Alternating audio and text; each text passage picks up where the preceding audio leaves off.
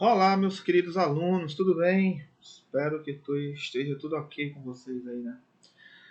Estamos indo para aqui para a nossa terceira aula da disciplina Álgebra Linear.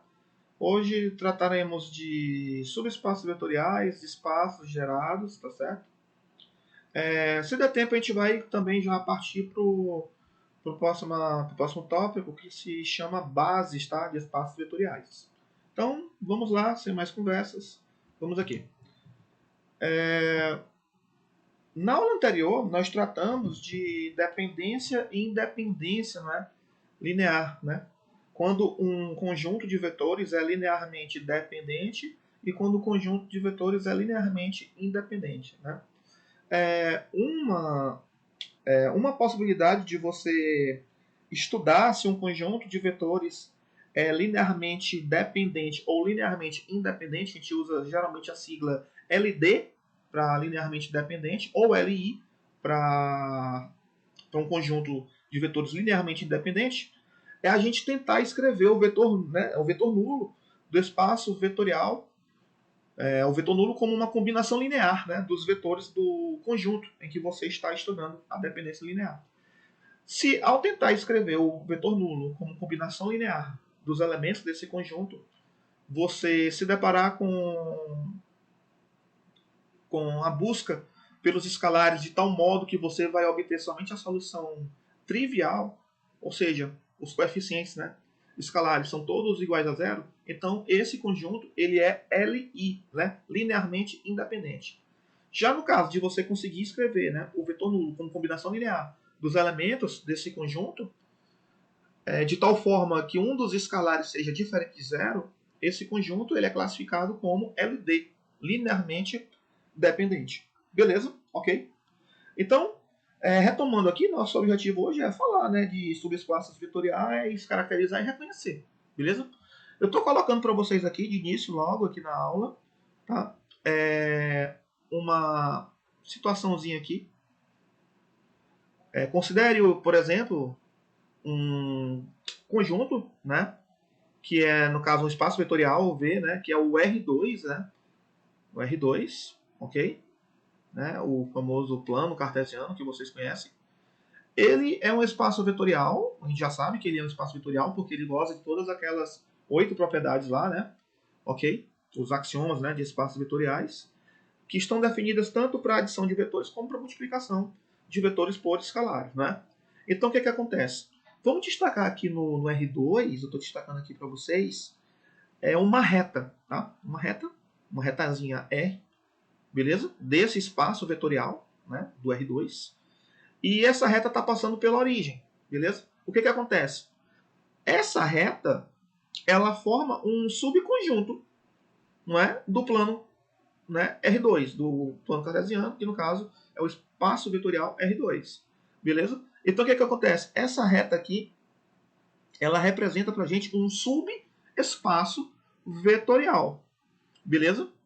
Então, o que acontece? Né? Uma característicazinha do subespaço vetorial. É como se fosse, né, um subconjunto, né? É um subconjunto, vamos dizer assim, do espaço vetorial, mas que ele continua preservando todos aqueles axiomas, beleza? Uma das características principais de um subespaço vetorial é que obrigatoriamente o nulo, né, o vetor zero, ele tem que pertencer a esse subconjunto, né, ou esse, né, no caso, esse subespaço. E todo elemento desse subespaço, não é, ao se somarem, vai ter que gerar um novo elemento que ainda está no subespaço. Como é um caso aqui, pessoal, que se você considerar aqui, ó, dois vetores, né, um vetor V1 aqui, ó, da reta, e um vetor V2, né? Também, né? Definido aqui em cima da reta. Se a gente for somar com o V1 com o V2, né? A gente teria um novo vetor que ainda vai estar, não é? Dentro desse espaço vetorial R, né? Então aqui é um exemplo de situação para a gente entender, né? Geometricamente o que vem a ser um subespaço vetorial. Então essa reta, né? Que é uma retazinha que passa pela origem, ela representa um subespaço vetorial do espaço vetorial R2. Beleza? Então, o que acontece? Vamos trazer para vocês aqui a definição que tem no material da gente aí, da disciplina, do que vem a ser um subespaço vetorial, né? eu estou colocando aqui, seja V um espaço vetorial real, ou seja, né, com os escalares reais. Um subespaço de V é um subconjunto chamado aqui por nós de W, não é? Em que ele próprio é um espaço vetorial sobre, né, o conjunto escalar dos números reais. E definido, obviamente, as operações de adição vetorial e multiplicação vetorial por escalar. Então, como eu acabei de comentar com vocês, um subespaço vetorial ele é um subconjunto de um espaço vetorial. Mas ele continua satisfazendo aqueles axiomas, né, de espaços vetoriais. Beleza? Então, aqui no caso, a gente costuma representar, não é? Até usando realmente a relação de inclusão, né? Está contido e não está contido. Então, aqui no caso, o carinha aqui, o W, ele é um subespaço, tá? Do espaço vetorial V. Beleza? E aí a gente tem aqui no material um teorema da caracterização, né? O que caracteriza, né, um espaço vetorial? Um subespaço vetorial, desculpa, é o costume. Se W é um subconjunto, né, não vazio de um espaço vetorial V, então W é chamado de subespaço de V se somente se acontecer as seguintes conclusões, né? Ou seja, ao pegar dois elementos desse carinha, né, W aí, né, ao somar eles, a soma ainda vai ser um vetor resultante que vai pertencer a esse subconjunto W, beleza? A outra condição é que o 1, tá? Ele é um escalar real qualquer, sendo um escalar real qualquer e um vetor qualquer de W, então 1 vezes 1, né, é ainda um vetor de W, beleza? Essa caracterização, ela me leva a lembrar da definição do professor Elon Lages, tá? É um livro da disciplina de álgebra linear, né, que é uma referência em todos os cursos de graduações, né? O professor Elon, ele traz muito bem aqui a definição do que vem a ser um subespaço vetorial. Só pegar aqui o livro para mostrar para vocês. Esse livrinho aqui, tá? Nós temos esse livro nas bibliotecas do IFP, tá? O nome é simplesmente Álgebra Linear, do professor Elon Lages, é da coleção Matemática Universitária, né? Ele é facilmente adquirido, pessoal, nos sebos online aí na internet, né? Tem um que eu gosto muito que é a Estante Virtual. Só uma indicação aí para vocês, né? É um livro que eu acho que é um livro chave para a gente ter, a gente que é professor de matemática, né? A gente ter na nossa biblioteca particular, né? Então, eu gosto muito dessa definição aqui do professor Elon, que ele diz o seguinte, né?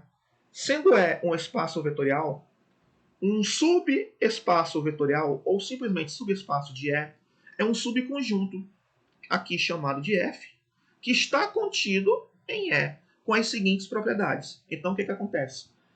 De acordo com o professor Elon, um subespaço vetorial ele é um subconjunto do espaço vetorial que ele possui essas três propriedades. A primeira, o zero, ou seja, o vetor nulo, ele pertence, aqui faltou, né, que eu usei errado o símbolo, tá? Mas no caso, o vetor nulo ele pertence a esse subconjunto F.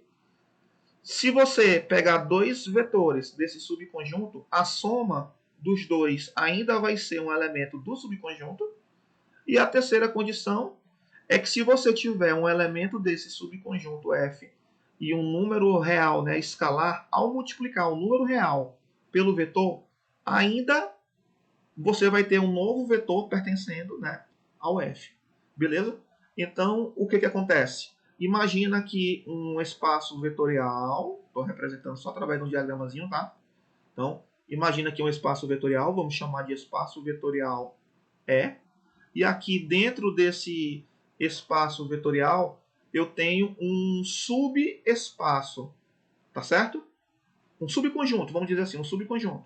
Então, imagina que aqui eu tenho aqui, ó, um subconjunto.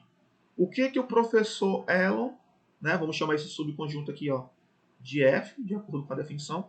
O que o professor Elon está nos dizendo, né, que deve acontecer para que esse cara, né, esse subconjunto F de E, né, para que ele seja um subespaço vetorial? O que tem que acontecer? Obrigatoriamente nós temos que ter dentro, né, pertencendo também a esse conjunto F, o vetor nulo, beleza? O que ele diz ainda? Essa é a primeira condição. A segunda condição qual é? É que se eu pegar um vetor U aqui, ó, um vetor U de F e um vetor V de F, se eu somar U com V, o resultado de U somado com V ainda é um elemento de F. E aí, um outro fato é o seguinte, é que se eu pegar qualquer escalar e multiplicar por um elemento desse subconjunto F, o resultado do produto desse escalar por um elemento de F ainda vai ser um vetor que vai ser elemento de F. Ou seja, né, de nenhuma maneira a gente vai conseguir somar vetores de F em que o resultado vai ser vetores que não estejam no próprio F, entendeu? Tá? Então, se isso acontecer, não é subespaço, por exemplo. Tá? Então, para ser subespaço, tem que ter o vetor nulo, não é? Dentro do subconjunto. Eu tomar dois elementos do subconjunto e somar, o resultado ainda vai ser um elemento do subconjunto. E se eu pegar qualquer elemento desse subconjunto e multiplicar por um número real, o resultado vai ser um novo vetor que ainda será elemento do subconjunto. Então, eu gosto muito dessa definição, acho a definição perfeita, tá? De subespaço vetorial, do professor Elon. Beleza? Então, né, a gente tem aí no material, mas eu gosto de usar mais essa, tá? E aí eu vou adotar essa, né, como uma definição pra gente, né, de subespaço vetorial. Ok? Vamos lá. Para ilustrar aqui um exemplo, né, de subespaço vetorial, eu trouxe aqui um exemplo do nosso material, tá? Da nossa apostila aí, tá? Pessoal, sempre é bom ler também livros, tá? A minha sugestão é que vocês utilizem o livro do professor Elon aí. Muito fácil de você adquirir na internet, né? De buscar aí, tá? Nos sebos tem para vender, nas bibliotecas do IFP, né? Temos o livro, tá certo? Então aqui eu estou trazendo para vocês um subconjunto do R2, né, que é o espaço vetorial, né? E esse subconjunto aqui, o W, né, ele é formado por vetores que possuem a seguinte cara. Risquei aqui sem querer, desculpa. Ele é formado por vetores que possuem a seguinte cara. Dá uma olhada que a segunda componente aqui, né, é o oposto da primeira. Quer ver? Observe aí, né? A segunda componente, ela é o oposto da primeira. Vocês conseguem perceber aqui, ó, né? Então, esse subconjunto do R2, em que os vetores são formados, não é? Que os elementos são vetores, onde a segunda componente é o oposto da primeira, ele pode ser analisado por nós, não é? Se ele trata-se de um subespaço vetorial de R2. E aí, o que vocês acham? Será que um subconjunto de R2, né, em que os elementos possuem essa carinha aqui, ó, será que esse subconjunto ele trata-se de um espaço, de um subespaço vetorial? Como é que a gente faz, né? Aí eu volto aqui para lembrar vocês, né, da definição do que vem a ser um subespaço. Para ser um subespaço, o vetor nulo tem que ser um elemento do subconjunto do espaço vetorial. Para ser um subespaço, ao tomar dois elementos do subconjunto e somá-los, o resultado ainda vai ser um vetor desse subconjunto. Beleza? Aqui a gente diz, né, que a adição dos vetores ela é fechada, não é? Dentro do subconjunto. E a terceira condição é que se eu pegar um vetor desse subconjunto e multiplicar por um número escalar, né, por um número real, o resultado ainda será um vetor pertencente ao conjunto. Beleza? Então tem que acontecer esses fechamentos aí. Então o que eu vou fazer aqui? Para mim verificar se esse cara, com essa cara, né, com esse formato, cujos elementos têm esse formato, é um subespaço vetorial de R2, o que eu faço? Eu vou considerar aqui, primeiro, vamos pensar na primeira condição. Qual é a primeira condição? A primeira condição é que o vetor nulo ele tem que pertencer a esse subconjunto. Aí a pergunta que eu te faço, O vetor nulo, ele pertence ou não pertence a esse subconjunto? Com certeza, ele pertence. Não pertence, não? Por quê? Porque o vetor nulo, ó, ele é a mesma coisa que você ter um vetor cuja primeira componente é zero, né? E cuja segunda componente é menos 1 vezes zero. Beleza? Ok? Então a gente vai ter esse formato aí, né? Então, beleza, o vetor nulo, ele pertence, né, ao W. Qual é a segunda condição, de acordo com a definição do professor Elon? É que se eu pegar um vetor U e pegar um vetor V pertencendo, né, cada um deles, pertencendo a esse subconjunto W, ao somar os dois, eu tenho que constatar que esse resultado ainda é um elemento do subconjunto W. Lembra? Do fechamento, não é? Da adição. Então vamos fazer o seguinte. Imagina que o vetor U ele é um vetor de W. Se o vetor U é um vetor de W, então o vetor U tem que ter esse formato aqui, não é? Ele tem que ter essa carinha. Ele tem que ter, por exemplo, uma abscissa, vou chamar aqui de A, tá? Supostamente, e vai ter uma ordenada que é o oposto, na verdade, pelas características aqui, ó, da lei de formação, né? Beleza? Dos elementos de W, tá? E vamos supor que o vetor V ele possui, né, essas componentes aqui, ó, vamos chamar de B e menos B. Então, eu preciso verificar, eu quero mostrar para vocês que se eu somar o vetor U com o vetor V, o resultado ainda vai ser um elemento do vetor W.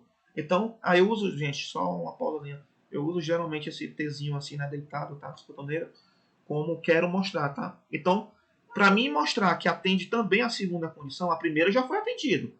O nulo tem que pertencer, não é? O vetor nulo tem que pertencer ao subconjunto. Já vimos que ele pertence. Então, esse subconjunto W não é vazio. A segunda condição, eu tenho que pegar dois elementos desse subconjunto W e mostrar que se eu somar os dois, né, ainda vai ser um elemento de W. Bacana? Então, o que, eu estou fazendo aqui? Eu estou tomando supostamente o vetor U como sendo um vetor de coordenada A e menos A e o vetor V como sendo um vetor de coordenada B e menos B. Tá certo? Então, o que acontece? Eu quero mostrar que se eu somar os dois, ainda vou ter um elemento do subconjunto W. Vamos ver se de fato isso acontece. Então, eu vou pegar o vetor U, cujas componentes é A e menos A. E aí eu vou somar com o vetor V, cujas componentes é B e menos B. Beleza? Se eu somar o vetor U com o vetor V, o que a gente vai observar, não é? Eu vou pegar aqui, no caso, pelas definições de soma, né, de vetores, né, do R2, eu vou ter como resultado na primeira componente, pessoal, quem? Eu vou ter A mais B na primeira componente. E na segunda componente eu vou ter quem, pessoal? Eu vou ter o menos A, né, somado com o menos B, que eu poderia representar assim, ó, menos A menos B. Beleza? Então, observe que eu posso melhorar essa minha representação. Dá uma olhada. A minha primeira componente é A mais B. Eu estou até colocando dentro de um par de parênteses. E a minha segunda componente, eu poderia reescrever isso, ajeitando um pouquinho, não é? Como sendo quem? Como sendo menos A mais B. Opa! O que eu posso observar aqui? Quando eu somei o vetor U com o vetor V, eu estou vendo que essa carinha aqui, ó, dos elementos do vetor W está se preservando, ó. A segunda componente, né, é o oposto da primeira. Observa que aqui no caso, ó, a nossa segunda componente, ela é ou não é o oposto da primeira componente? É ou não é? É, né? Consegue observar? Ó, A mais B, aqui quem é? É o oposto de A mais B. Caramba! Então, o que eu mostrei? Eu acabei de mostrar que o vetor U somado com o vetor V, dois vetores quaisquer, né, do subconjunto W, se eu somar, o resultado ainda vai ser um elemento, não é, do subconjunto W. Então, a segunda condição foi satisfeita. Beleza? Eu posso concluir já que é um subespaço vetorial, que esse cara, né, o W, é um subespaço vetorial do R2? Eu ainda não posso, né? Por quê, professor? Porque está faltando a terceira, né, a terceira exigência, não é, da definição de subespaço vetorial. Qual é a terceira exigência? é que se eu tomar um vetor qualquer do subconjunto e multiplicar por um número real alfa, o resultado ainda tem que ser um elemento desse subconjunto. Então vamos ver se isso acontece. Então eu vou considerar aqui um alfa sendo um número real, né? Qualquer, e vou pegar um vetor V pertencendo a esse subconjunto W aí, tá certo? Então o que eu quero mostrar? Eu quero mostrar que alfa vezes V ainda vai ser um elemento de quem, pessoal? Ainda vai ser um elemento do W. Tá legal? Vamos ver se a gente consegue mostrar. Ora, o que é multiplicar um escalar alfa por um vetor V, não é? Do R2, né? O que é multiplicar alfa por V? Multiplicar alfa por V é multiplicar alfa pelas componentes, né? X. Aqui no caso, o V eu chamei foi de B e menos B. Só para mim ser coerente, eu vou apagar aqui, tá? Que eu chamei de X, tá? Então, como eu já disse que o B ele possui coordenadas, né? Lá com lá, ó. B e menos B. Então, como é que vai ficar, né? Aqui, ó. Como vai ficar esse alfa vezes V aqui, né? Como que vai ficar? Vai ficar assim, ó. Alfa vezes quem? Cadê o V? A primeira componente, Bzinho. A segunda componente, menos Bzinho. Então, vamos ver como é que fica esse alfa vezes V. Esse alfa vezes V, por enquanto, está assim. Como é que eu multiplico um escalar por um vetor, né? Ora, a gente sabe que cada componente aqui vai ter que ser multiplicada pelo escalar, né? Então vai ficar o quê? Alfa B vezes quem? Desculpa, e alfa vezes menos B. Vocês concordam comigo? Beleza? Ora, isso aqui vai ficar assim, ó. Alfa B e quem, pessoal? Adivinha? Menos alfa B. Então, opa! O resultado do produto de alfa com V, dá uma olhada que o formato, não é? Aqui obtido, na primeira componente e na segunda componente, observe que a segunda está sendo o oposto da primeira. Conclusão, isso aqui trata-se de um elemento de quem? Do subconjunto W. Então, caramba, então de fato foi atendida, né? Foram atendidas aí as três condições para se tratar de um subespaço vetorial. Como foi atendido, de acordo com o professor Elon, eu posso muito bem afirmar aqui que esse carinha, o W, que é um subconjunto, não é? Do R2, ele é o quê? Ele é um subespaço, ó, W é subespaço de quem? De R2. É ou não é, pessoal? Beleza? Então, ó, esse carinha, o W, ele é um subespaço do R2. Beleza, meu povo? Então, acabei de mostrar para vocês, né? Se eu entregar para vocês, né? Se eu der para vocês um subconjunto de um espaço vetorial, como é que você faz para verificar se esse subconjunto trata-se de um subespaço na realidade? Basta você buscar, né, se são atendidas as três condições, não é? Qual é a primeira? O vetor nulo tem que pertencer. Qual é a segunda? Tem que haver o fechamento da adição, ou seja, se eu pegar dois vetores desse subconjunto e somar, eu tenho que verificar que o resultado vai ser ainda um vetor que é elemento desse subconjunto. Qual é a terceira? É que se eu pegar um vetor desse subconjunto e multiplicar por um escalar, o resultado disso ainda será um vetor desse subconjunto. Se essas três condições forem verificadas, então trata-se de um subespaço vetorial do espaço vetorial, né, analisado no problema. Bacana? Vamos trazer aqui para vocês também uma situação em que não é um subespaço. Beleza? Então, olha só. Considere o subconjunto W de R2 constituído de todos os pares ordenados, tais que, né?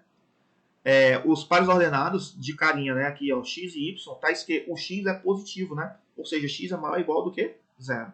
Ou seja, são os pontos, né, que estão no primeiro e no quarto quadrante.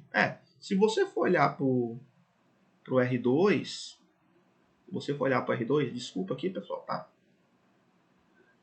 Eu estou com a mesa digitalizadora e não sou Muito craque em fazer retas, né? Tão perfeitas, viu? Então, se você for olhar para R2, o que acontece? Aonde é que estão os pontos em que a primeira componente sempre é maior ou igual do que zero? Ora, os pontos em que a primeira componente sempre são maior ou igual do que zero são os pontos aqui, ó. Deixa eu usar outra cor aqui, ó. São os pontos que estão ou no primeiro, ou aonde? Ou estão no primeiro ou no quarto quadrante. Não é verdade, ó? Ou estão aqui, ó, né? No primeiro quadrante, ou estão aonde? Ou estão no quarto quadrante. Vocês concordam? Não é verdade? Então, o subespaço vetorial aí, ó, apontado aqui no problema, ele é um subespaço onde, né, todos os pontos aqui possuem abscissa positiva. É essa a exigência, né? Tá legal? De acordo com o problema. Então, vamos analisar se um subconjunto W, deixa eu mudar aqui de cor. Vamos analisar se um subconjunto W de R2, não é? Definido dessa forma, trata-se de um subespaço vetorial. Como é que a gente faz para poder analisar? Ora, professor, para poder analisar, basta o senhor tentar verificar aquelas três condições do professor Elo, não é? Vamos ver. Vamos analisar. Vem cá. O nulo, né? O 00 aqui no caso, ele pertence, né, a um conjunto, né, cujos pontinhos, né, estão definidos dessa forma, né, são pontos de abscissa positiva. O nulo pertence? O que vocês acham? Essa é a primeira condição. Eu estou perguntando, ele pertence? Pertence. Por quê? Porque de acordo com aqui com a situação, ó, fazem partes, né, desse subconjunto todos os pontinhos em que a abscissa é maior ou igual a zero, não é? Então o que acontece? O nulo aqui no caso, quem é, pessoal? É o 0, 0. Beleza? Dá uma olhada. A abscissa é ou não é maior ou igual do que zero? É, né? E o y? O y, o problema aqui não fez nenhuma exigência. Ele pode ser positivo ou negativo.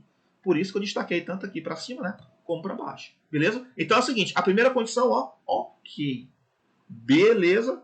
Primeira condição, ok. Agora vem cá. E a segunda e a terceira condição? Será que se verificam aqui? O que vocês acham? Vamos lá. Vamos parar para pensar aqui. Ó. O que acontece? Vamos pensar aqui na segunda condição. Vamos lá. Como é que eu faço? Assim. O que acontece? Vamos pegar aqui dois vetores.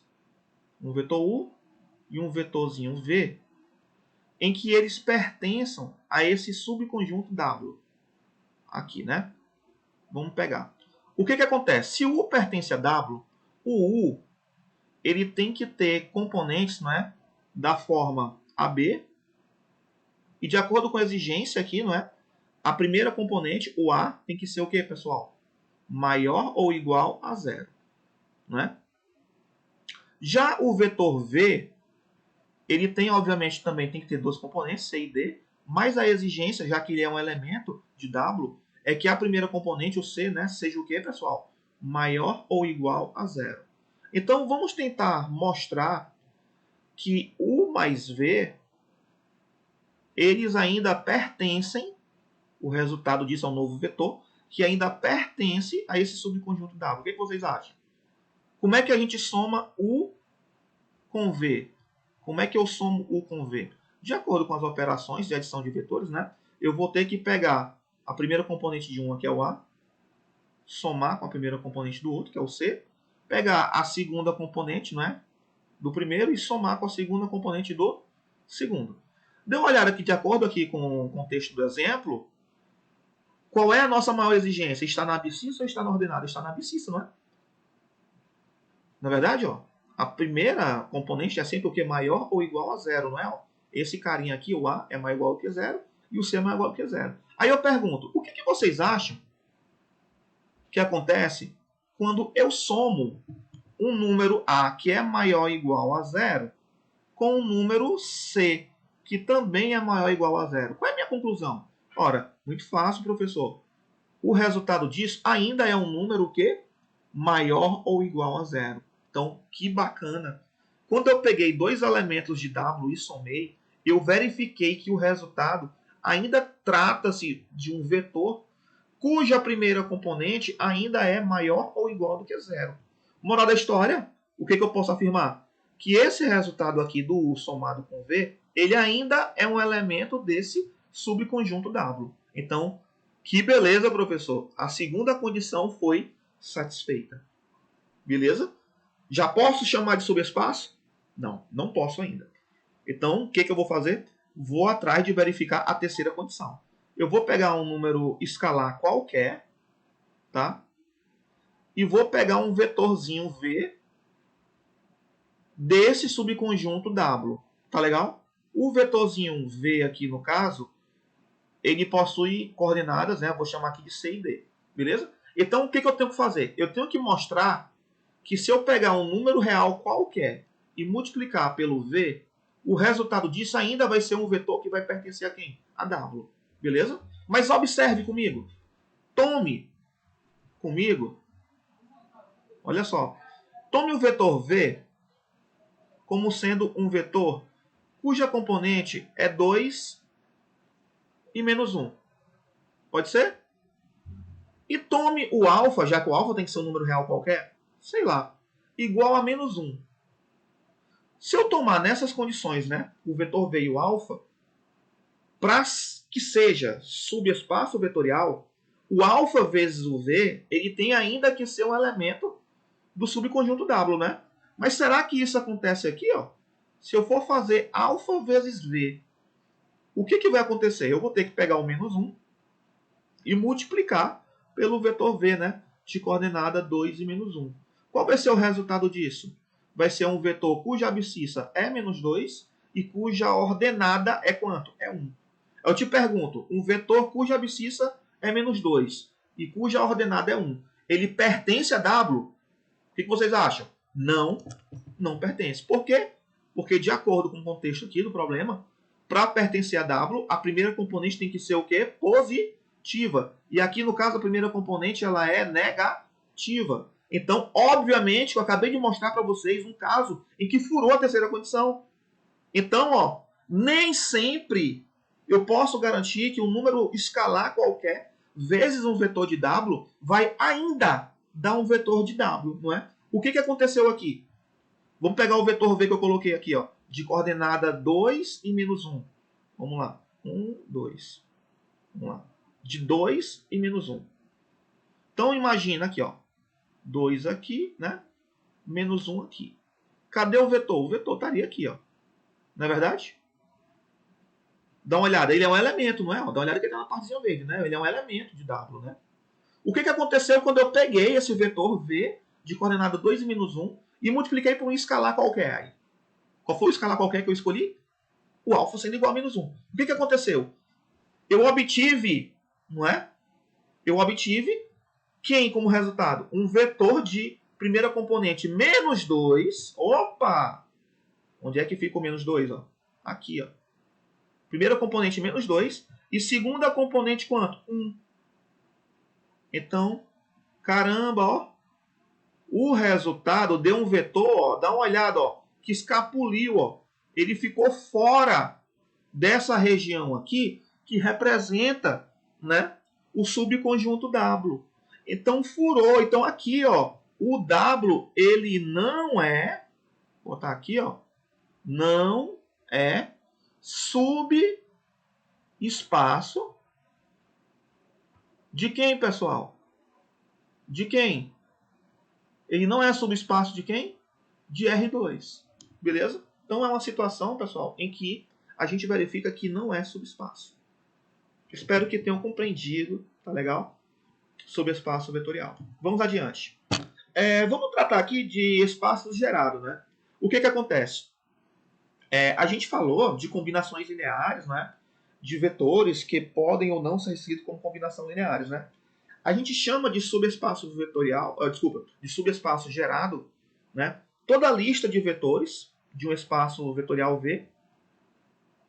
Vou botar aqui, ó. Deixa eu me situar aqui com o mouse, tá aqui. A definição. Se V1, V2 até Vn são vetores de um espaço vetorial V, né? O subespaço W de V, constituindo, né, de todas as combinações lineares possíveis, né, dos vetores de V1 até Vn, ele é chamado de subespaço gerado por V1, V2 e Vn. Dizemos também que os vetores V1, V2 e Vn, eles geram, né, o subespaço W. E a gente costuma usar essa notaçãozinha. Um par de colchetes aqui, ó, com os vetores listados dentro. Beleza? Ok? Então, o que acontece? Quando a gente vê aqui, ó, algo desse tipo, ó, V1, V2, até um vetorzinho lá no final, ó, Vn. Quando vocês verem agora dentro de um par de colchetes, o que isso representa? Isso representa para a gente um subespaço vetorial gerado por esses vetores. Beleza? Então, o que isso quer dizer? Isso quer dizer que qualquer elemento, ó, vamos chamar aqui, ó, W, né? Isso quer dizer o quê? O que acontece? Esse W ele é um subespaço de um espaço vetorial V, né?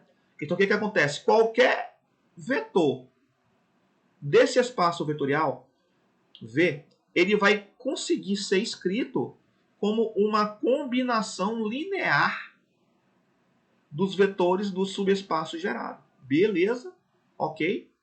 Então, essa, né, gente, é a definição do que vem a ser subespaço gerado. Tá legal? Vamos acelerar um pouquinho, porque já estamos aqui com 36 minutos de aula, tá? Eu não gostaria de me estender tanto assim, né? Então, observe bem aqui esse exemplo. Vamos dar uma olhadinha no subespaço V de R2, gerado pelo vetor, né, de coordenadas 1 e menos 2. O que acontece?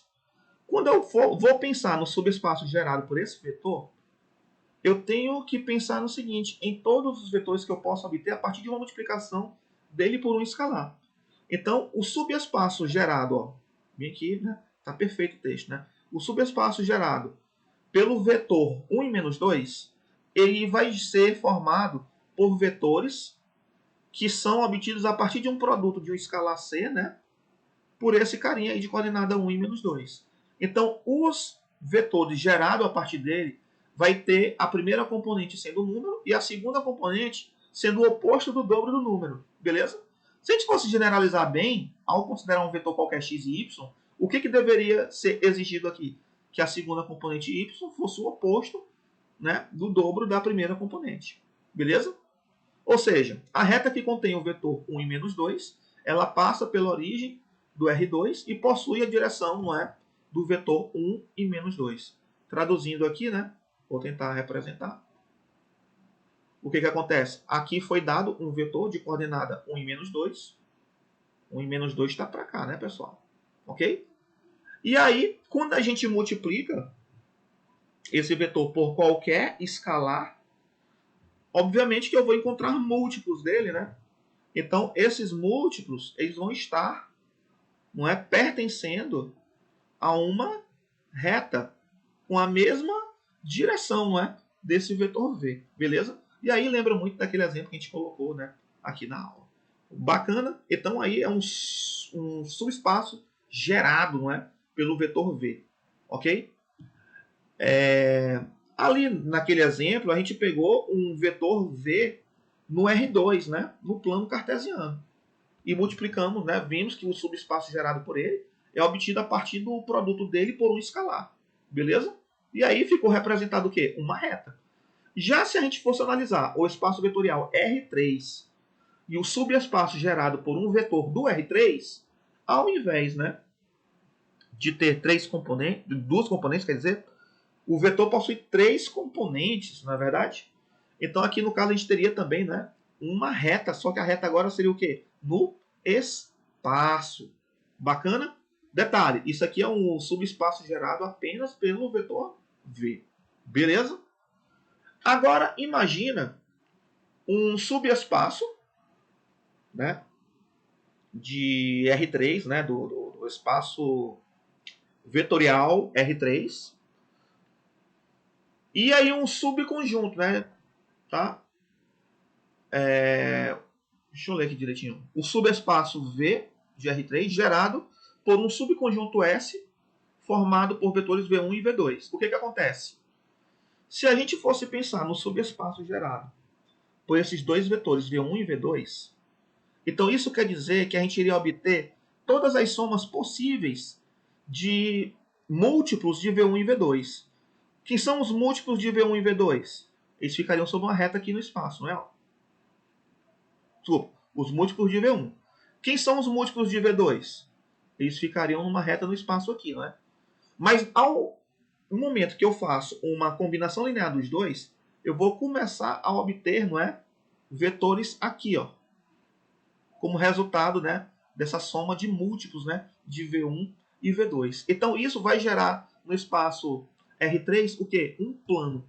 Então a gente teria, né, um plano como ente geométrico que representaria, né, o subespaço gerado, né, pelos vetores V1 e V2.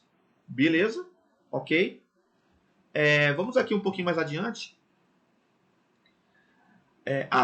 Olha só aqui uma coisa importante, é uma base canônica, tá? Deixa eu falar aqui. O subespaço de V, tá? Gerado pelos vetores V1 de coordenada 1, 0, 0, V2 de coordenada 0, 1, 0, né? V3 de coordenada 0, 0, 1 é o próprio R3. Ou seja, o subespaço gerado por esses três vetores, V1, V2 e V3, ele é o próprio R3. Gente, deixa eu desenhar aqui um pouquinho aqui. O que acontece? Vou tentar desenhar aqui o sistema de três eixos, tá? Eixo dos X, eixo dos Y e eixo dos Z, porque trata-se do R3. Beleza? Então, ó, quem seria o vetor de coordenada 1, 0, 0? Seria um vetorzinho unitário aqui. Quem seria o vetor de coordenada 0, 1, 0? Aqui. Quem seria o vetor de coordenada 0, 0, 1? Eixo do Z, né, pessoal? Ficaria aqui. Então, aqui eu teria o E1, o E2, né? E o E3. O que acontece? Vocês concordam comigo que um vetor qualquer desse espaço vai poder ser escrito como combinação linear do E1, do E2 e do E3. Vocês concordam comigo? E aí, se não concorda, eu acho que é muito fácil de você perceber. Como trata-se de um vetor qualquer, ele tem que possuir uma abscissa, né? Um valor para x, um valor para y e um valor para z. Só que quando eu olho para essa tripla ordenada, né? X, y, z, eu poderia reescrever isso como sendo x vezes 1, 0, 0 mais y vezes 0, 1, 0 mais o z vezes 0, 0, 1. Então, o que acontece? Eu acabei de mostrar para vocês que todo vetor do espaço R3 ele pode ser escrito como uma combinação linear de quem, pessoal? Desses vetores ezinhos aí, né? E todo vetor do R3 ele pode ser escrito como combinação linear desses vetores ezinho. É 1, é 2 e é 3. Esses vetores aqui, eles constituem, né, um conjunto muito importante, tá? Que a gente vai ver daqui a pouco, que ele é chamado de base canônica, beleza? Então a gente observa que essa tripla de vetores, né? O 1, 0, 0, 0, 1, 0 e o 0, 0, 1, eu troquei aqui, né, pessoal, de V1 para E1, de V2 para E2, de V3 para E3. Vocês vão entender mais na frente por quê. Então todo espaço, todo vetor do R3 pode ser escrito como uma combinação linear deles, ó. Então o que acontece, né? O espaço vetorial R3 ele é gerado, não é, por esses três vetores aqui. Beleza? Ok. Tudo bem? Então a gente, inclusive, aqui ele coloca o R3 está contido, não é, no espaço gerado por V1, V2 e V3. Dito isso, nós vamos falar aqui um pouquinho sobre bases. Não vai dar tempo concluir tudo, mas a gente vai deixar para a próxima videoaula, tá? A base para um espaço vetorial V é um conjunto linearmente independente de vetores de V, né, que gera o espaço vetorial. Dizemos também que o espaço é de dimensão finita se ele tem uma base finita. Caso o espaço não tenha uma base finita, a gente diz que ele é de dimensão infinita. Ou seja, também é importante destacar que o espaço vetorial nulo é considerado um espaço de dimensão finita. Mas vamos entender aqui com mais detalhe o que vem a ser uma base. Para a gente entender o que vem a ser uma base, é importante ter compreendido a noção de subespaço gerado por vetores. Porque o professor Elon traz para a gente uma definição que eu adoro e adoto ela aqui para a nossa disciplina, que é a definição de base. O que ele nos diz, o vetor Elon? Ele nos diz que uma base de um espaço vetorial é um conjunto que está contido nesse espaço vetorial linearmente, ele é linearmente independente e que ele gera o E. O que isso significa? Significa que todo vetor V de E se exprime de modo único como uma combinação linear dos elementos desse subconjunto B. Ou seja, desse carinha que é chamado de base. Então, além disso, esse conjunto B, né, formado por esses vetores, né, ele é chamado de base de E. Beleza? Ok? Então, o que acontece também de destacar? Os escalares que a gente tem aqui, multiplicando os elementos dessa base, esses escalares são chamados de quê? De coordenadas do vetor V. Se você entendeu aqui, você vai lembrar do que a gente acabou de colocar ali, né? No slide anterior. Nós pegamos um vetor V de R3, de coordenadas x, y, z, e a gente mostrou que esse vetor ele é escrito como sendo o x vezes o vetor é 1, y vezes o vetor é 2, né, que eu chamei lá de E2, o 0, 1, 0, mais z vezes o vetor é 3. No caso, o E3, ele é o 0, 0, 1. Né? Então, o que acontece? Os números que estão aqui multiplicando os vetores, eles são as coordenadas, né, do vetor. É isso que ele está dizendo. Então, gente, eu quero traduzir bem aqui essa parte, que talvez possa ficar, né, com alguma dúvida com vocês. O que é uma base de um espaço vetorial? Uma base de um espaço vetorial, vou traduzir para vocês, nada mais é do que um no caso, é um subespaço, né, ou um subconjunto, em que ele é formado por vetores linearmente independentes e que, além disso, esses vetores geram os elementos do espaço vetorial. Beleza? Ou seja, qualquer vetor do espaço vetorial, ele pode ser escrito como combinação linear dos elementos desse conjunto B. Quando isso acontece, esse conjunto B ele recebe o nome de base do espaço vetorial. Bacana, beleza. E aí a gente tem no nosso material um teorema, né, da unicidade de representação de uma base. Ok? Então, o que acontece? Se um conjuntozinho B, formado por vetores V1, V2 até Vn, né? Se ele trata-se de uma base do espaço vetorial, quer dizer que qualquer vetor desse espaço vetorial ele é escrito de modo único por esses elementos desse conjunto B. Beleza? Então esse conjunto B é chamado de base. Bacana? E aí, o que acontece? Se esse conjunto B, formado por esse vetor, é uma base do espaço vetorial, como eu acabei de comentar, isso indica que todo elemento desse espaço vetorial é escrito como uma combinação linear, não é?